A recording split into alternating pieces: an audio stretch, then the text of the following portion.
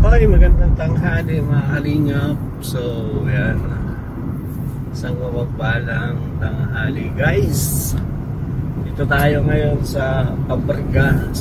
Papunta tayo sa bahay nila, nung Tatlong Maria. Kasi, piyesta daw pala dito. Then,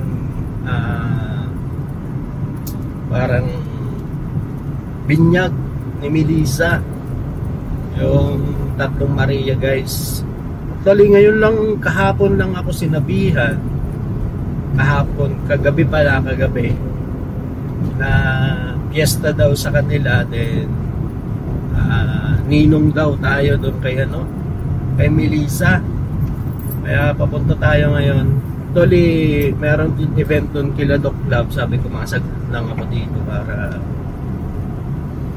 siyempre, nakakahiya man na hindi natin puntahan kasi nag-invite. Sabi ko nga, masaglit lang ako. So, ngayon po ay pupunta na tayo dun sa kanilang bahay. At piyesta pala dito sa Barangay Pabrika. Yan. May daw, may handaan. Kaya man kasi na hindi puntahan, guys, kasi binyag ni Melissa ngayon, tsaka sabay na yata fiesta din dito. So ilang taon na si Melissa? 60 na yata, 15. So ngayon pa lang siya mabibinyagan kasi ng mga nakaraang taon ay wala man silang kakayanan na ipabinyag, mabinyagan si Melissa. Kaya ngayon na lang daw po. Actually biglaan din ito, parang kagabi lang ako din sinabihan. So ayun, guys, punta natin yung bahay nila ngayon. At nag-invite si nanay at tatay na so napagabit na po pala natin yung tubig doon. Hindi ko lang na-i-vlog. Busy kasi ako sa bahay. Hindi ko na puntahan. Pero si Kuya Popoy na po ang bahala doon sa pagkabit. Yung kuryente naman po, pag uwi na yata nila Kalingap Rab, wala pa rin silang kuryente. Fiesta talaga dito. Ayan, guys, so maraming tao. Ay, tapos na yung binyagan, di na ako naka-attend ng simba. Ayan o, mga binyagan dito, tapos na. Tapos na yung nagsisimba, guys. Dami pa kasi akong dinaanan.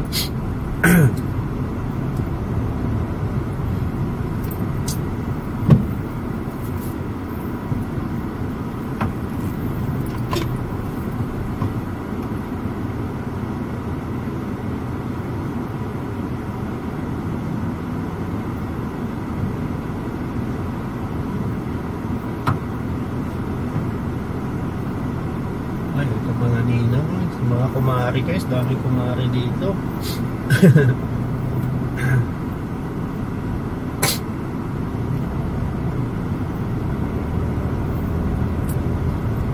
So, mga kumari, guys, mga ninong at ninang. Si Melissa yan ba dito? Kaya po tayo magparada dito, guys. Maraming yara tayo magkano dito sa parada.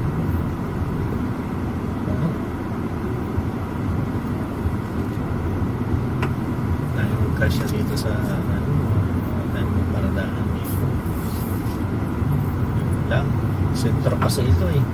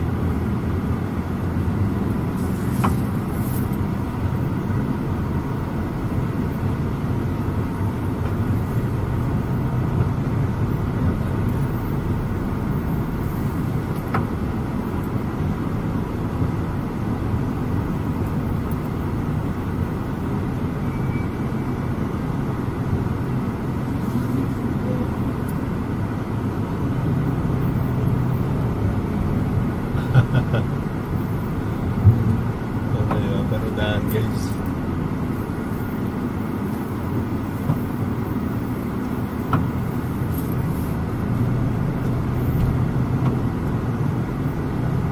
Ayan, mga polis. Mga polis.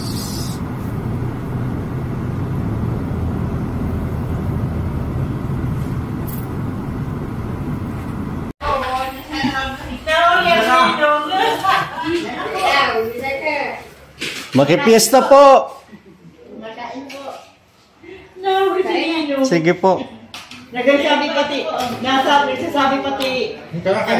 sabi pati si itong choir naman, sabi niya, hay na po ngayon ati Daisy, si Kalinga, arab na mapapicture po ngayon kami. Halos pero namin niya, na maabot dito. Yan na, Sige na. Kanina pa kayo, kuya? kami ng misa ni, Lisa. Nagsimbi lang ako ng kandila, sabay alis na ako, sabay labas na ako. Ay, anak. Sabi mo kasi. Nagpupulos garo. Kaya may kumadri ka na, may kumpadri ka na. Melissa, pamasko na to.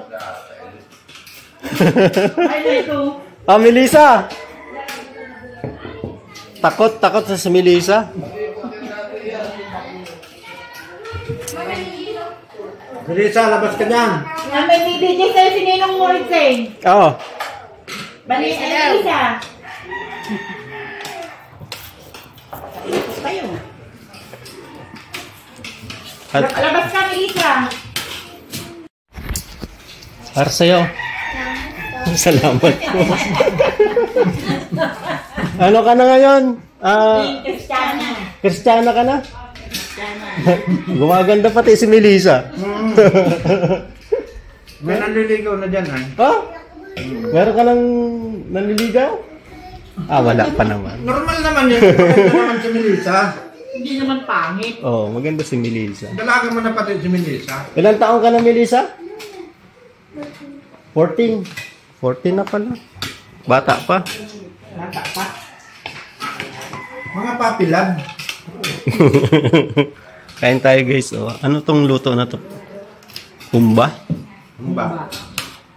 Ano? Merong lutong iba. Ng 8 meters ang pagsakuan niya. Dapat maging 10 meters yan. Pakainin mo yung mga kaibigan mo. May mga kaibigan ka na pala. Mga kaibigan kayo ni Melissa? Ay, grabe. Kumain na kayo. Kaya ito na pala sana yung paumpisahan mo na pabakod. Hindi, binakudan na sabi ko, wag mo nang ituloy yung bako dito at saka yung bako doon. Kailangan maging 10 meters ito. Mula dyan hanggang doon, 10 meters. Saan ang pagitan nila? Di siyempre, kukunin ang sukat niyan mula doon. Ito yung sinasabi na lang pumasok yung septic tank. Ang kailangan dito, pumasok ito sa 12 meters ito. Mula dyan hanggang doon, 12 meters.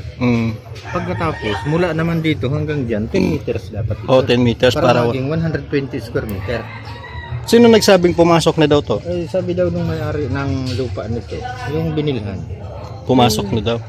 Kung sakali, di doon kukunin. Saan ba talaga yung pinakakuan doon, pinakapagitan doon? Halimbawa yung posting yun, dapat kumuha ng 10 meters. Pag 10 meters, saka dito magkuan. Oo. Saka dito magbagsak ang kuan, ang poste. Mula naman dito hanggang doon, dapat mag 10 meters. Ito ang nasasakupan ito. Oo. Kaya ang kailangan, mula doon sa posting yun, kukuha ng 10 meters, pupunta dito. Para ito na yung muhon nila. Halimbawa, kung yun ang pagitan ng 10 meters yun, mula doon, kukuha ng 10 meters, papunta dito. Pag nakakuha ng 10 meters hanggang dito, kung saan yun bumagsak, yun ang sisimula ng 10. Ng kuan. Panibagong sukat. Ng panibagong sukat. Papunta dyan bago maging 10 meters. Oo. Ganon dapat yun.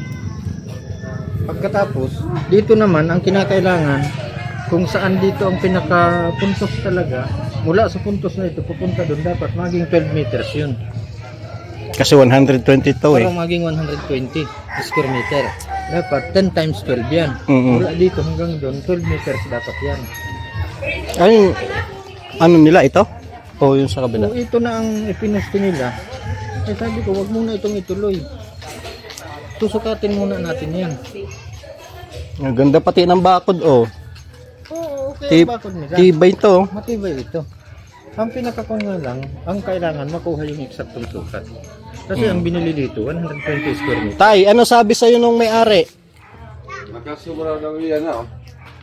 Nakasobrang yan. Yan yung nakasubra. Ang kaulangan kaya rin ha. Kung saan ang paninda. Pagitan. Ito. Itong bagong. Mula duman sa bagong ito, magsukat ng 10 meter. Sige, okay. Halo na yan dyan. Sinukatan nila 10 meter. Siya on lang. Yeah. Oo, halo na. Kung eksakto ina sa 10 meters, magsukat naman ka mula di 10 meters papunta duman. Pero pumasok talaga to. Pumasok ito. Ay paano kung duman na naman, ang dapat makuha na naman sukat duman. Pag nakuha yung sukat duman, Ganyan 10 meters, 10 nag-diferensya. meters din. Ganyan diferensya. Kasi every 2 is 1 meter. Oh. 1, 2, 3, 4, 5, 6, 7. Ang bawat duwang step 1 meter yan.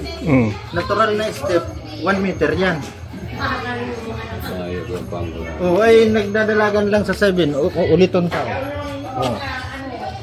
1, 2, 3, 4, 5. Grabe talaga, oh. Ito pa duman. Hindi sa may holder na tama. Maski sukatan tayo sa metro, ang bawat 10 meters, ang bawat 1 meter, dalawang step. Di mahaba pa yung lupa mo, kuya. Hanggang pa doon pa yan. Dapat maging 10 meters. Maski naman, sukatan tayo. Wala kasi tayong actual na panukat eh. Kali mo yan dyan, Pumunta. Ano naman sabi ba? Ano sabi nung may-ari nung pumasok? Sabi, wala kang daw yung diferensya. Wala man diferensya. Kapag hinalog lang yung dahil, mapatong na lang dyan. 10 meters lang. Dapat talaga may kuyang kita itong halaba kong metro. Yun kaya. Ikaw ako naman tarong halabang metro. Ang dapat kayo ng makuha, kung hain itong pinakamuhon talaga duman na luti ninda. Si hali duman. Mula duman masukat ng 10 meters. Primerong luti. Sumunod 10 meters, panduwang luti. Sumunod 10 meters, pang tulong luti. Sumunod 10 meters, pang apat na luti. Arog lang yan kaya. Ayun yung, mayroon yung 10 meters. Pinakahalang taon na kayo niya, 8 meters. Nung nagsukatan kaya sila Super GR, wala kayo yung may-ari? Ayok mong kaya ba yung pag... Dapat 10 meters, pagkatapos sa 10 meters, ito 12 meters ito.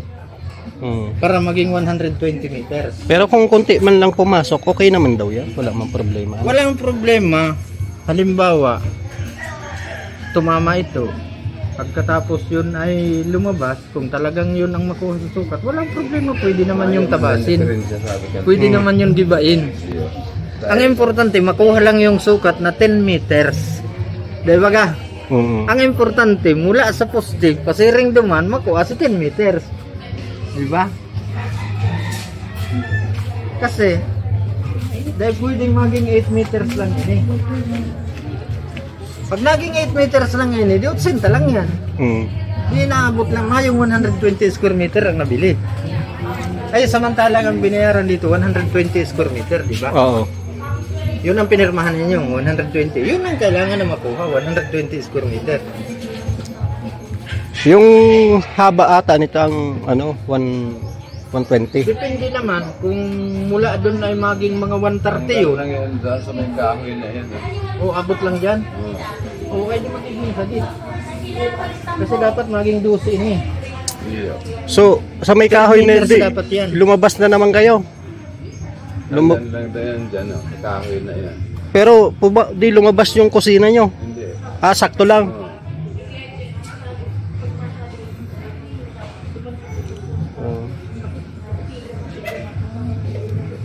Ayaw kitang metro ay. Sunod na balik natin, kuya. Sunod na balik at may dala akong metrong yung mahaba. Nagkabit mo na pala yung tubig, oh. Para makuha natin yung... May tubig na sila, guys, oh.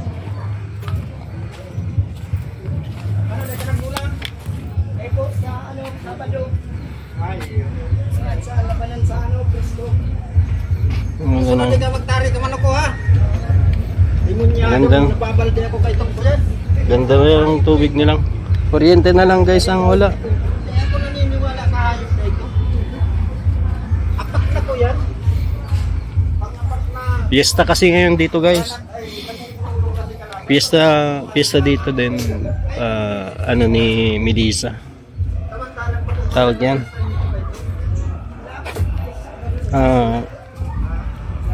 Aray ko. Binyag.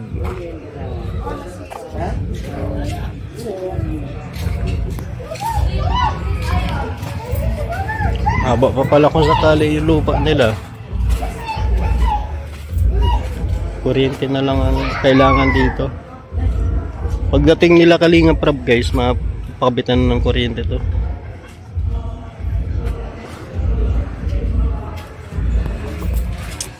Problema tayo sa ano. Hindi naman problema, ano lang, kaya naman daw solusyon ang sabi ni Kuya Pokoy. Kasi kung sumobra man sila doon, babawasan na lang yung septic tank. Gigibain daw muna. Kasi ganito lang naman. Ayan lang naman ang sobra, oh. Ayan lang naman ang sobra. Kaya pwede namang tabasin yun. Pag nahiga sila na susukyo. Kaya yung isa nabasag na. Kaya binago ko. Binago. Ilinipat ko dito sa kabila. Para kuwan. Yan ang binago ko dyan. Pagka halimbawa kuwan, mag-i-install ako dun. Kaya lang kailangan malagyan na ito ng kuryente. Para kuwan. Wala pang kuryente. Wala pa. Tawan naman ako.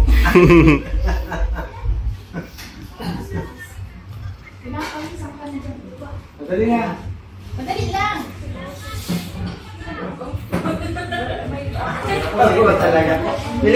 Ating pinakamahiyain pero ngayon ano na siya, laki na ng in-improve niya. Si Bea lang ang hindi na masyado talagang nakikipag-cooperate. Ayan. Tatay ni ano. Kain ka po muna. Hindi na. Thank you po.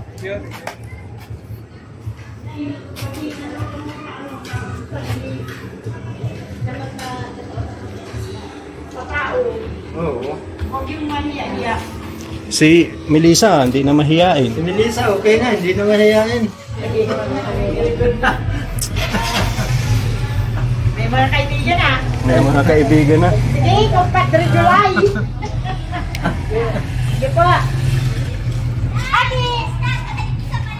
Sabihin mo kayo, mabili pa tayo ng dalawang grinder dyan. Oo. Para kuwan. Teacher si Ma'am saan? Dito. Sa Kanluran. Hindi. Hindi dito. Hindi dito. Saan na nag-aaral sila, Melissa? Dito. Dyan na. Lipat na dyan. Lahat sila? Hello. Hello, ma'am. Nagmamaritis ka, ma'am. Nagmamaritis ka. Nawala niya ako. Sige, bahan ko. Dito maritis. Ayan o, sabi ko, pasilip tahan ng lintayang pala sa mga artista ni ating Aki. Makikisirit daw po. Aral daw kasi may pose. Yan ang ano, idol kayo ni si ano ay si Kuya Ram. Idol niya si Kuya Ram. Ako na, natira lang ako kayo ni kay Kuya Ram daw. May maarap si Orto. Yung pagkaon si Kuya Ram. Panood ko niyan si Sir. Ay lang. Tapusin mo na ini. Iya po. Uy! Mayo yan yung nakalistang ninang ni. Ayan na, guys. Pauwi na ako. At may mga event pa po baga si Tok ngayon. May kukunin pa ako kakanin. Yun, fiesta po dito sa ano, sa barangay nila Bea, Melissa. At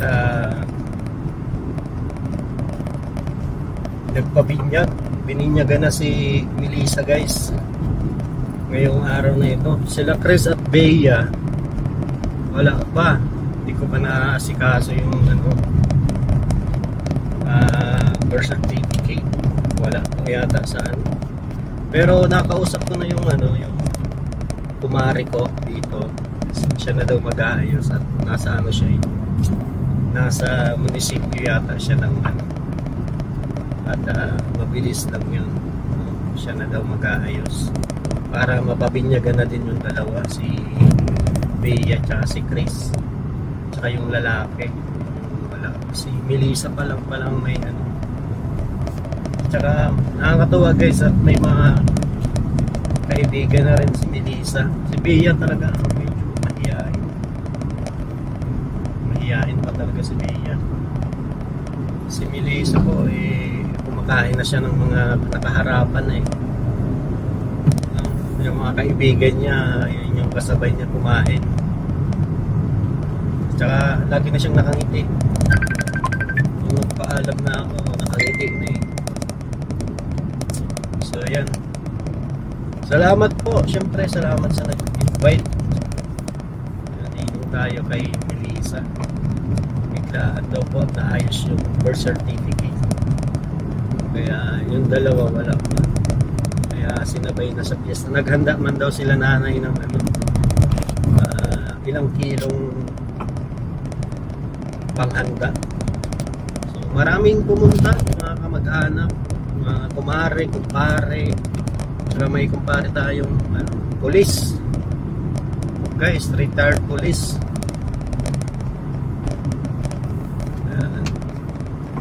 So ayun po, maraming salamat po sa inyong lahat guys, siyempre sa panonood, sa mga nag-sponsor, thank you so much po. Tsaka balik tayo doon kasi medyo nagkaanuhan doon sa lupa, parang lumagpas ng konti yung Poso Negro na ginawa doon sa bahay nila Melissa. So kailangan namin sukatin ulit, tapos ibabakbak natin yung sumobra na Poso Negro. Patay konti lang naman, halos yung lang ang sumobra, halos yung tawag dyan, yung asintada lang sa gilid, yun lang yung sumobra. Kunti lang, pero maganda na rin tanggalin. Tsaka yung tubig ko ay naikabit na, kuryente na lang po ang naantay natin, pero nakikabit naman sila rin sa kapitbahay. Ayan, so salamat po kay Kalinga Prab, kay Kuya Bal, kay Ate Edna rin, sa lahat ng mga kasamahan natin na K-Boys sa Team Kalinga. Maraming salamat po, ingat kayo palagi dyan. God bless po and bye bye.